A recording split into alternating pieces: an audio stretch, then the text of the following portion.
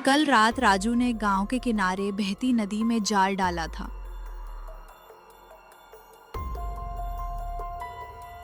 सुबह सुबह वो जाल निकालने गया तो उसे महसूस हुआ कि जाल बहुत भारी हो गया है। उसने पूरी ताकत से खींचा और देखा कि जाल मछलियों से भर गया था। राजू मन ही मन बोला, लगता है आज किस्मत साथ है। जैसे ही उसने मछलियों को थैले में भरना शुरू किया, उसकी नजर एक अजीब से जीव पर पड़ी।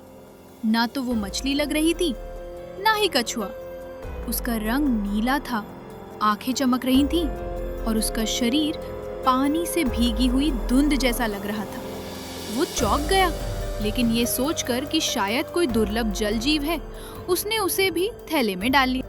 राजू तेजी से बाजार की ओर निकल पड़ा ताकि मछलियां बेच सके और जल्दी घर जाकर चावल दाल का मजा ले सके। लेकिन रास्ते में उसने महसूस किया कि थैला हल्का होता जा रहा है। उसे शक हुआ कि कहीं थैले में छेद तो नहीं हो गया या फिर कुछ मछलियां भाग गई हों। बाजार पहुंचते ही उसका दोस्त कमल मिला। क्या लाया है आज? कमल ने पूछा। मछलियां तो हैं ही, पर आज एक अजीब जीव भी जाल में फंसा। न कछुआ है न मछली, कुछ और ही है। कमल ने उत्सुकता से थैला देखा, लेकिन उसमें सिर्फ मछलियां थीं। वो जीव नहीं था। मजाक कर रहा है क्या? मेरा टाइम मत खराब कर। कमल गुस्से से चला गया।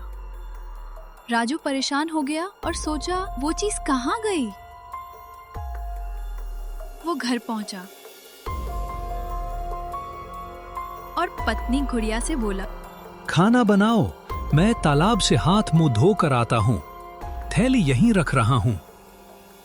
गुड़िया रसोई में लगी हुई थी, तभी घर का कुत्ता लालू जोर जोर से भौंकने लगा। गाय धनु भी अजीब आवाजें करने लगी। वो भागकर बाहर आई तो देखा थैली फटी हुई थी और पास ही नीले रंग का वो जीव बैठा था, जिसकी आंखें आग की तरह चमक रही थी। उसके मुंह से भाप जैसी धुंध निकल रही थी। वो जीव अब इंसानी आकार में बदलता जा रहा था। गुड़िया डर के मारे चिल्लाई। शोर सुनकर राजू दौड़ता हुआ आया। उसने देखा कि वह जीव जलकाया गौशाला में बैठी हुई थी। गुड़िया, बच्चों को लेकर बाहर भागो। लेकिन जलकाय ने पूरे घर को अपने नीले धुएं से घेर लिया। उसी समय गांव की बूढ़ी दादी कुसुम वहां पहुंची। उन्होंने बिना घबराए आंखें बंद की और गहरी आवाज में एक मंत्र पढ़ा, ओम जलांतकाय नमः। मंत्र सुनते ही जलकाया तड़पने लगी। वो चीखती हुई हवा में भाप बनकर गायब हो गई। राजू, गुड़िया और बाकी सब ने चैन की सांस ली।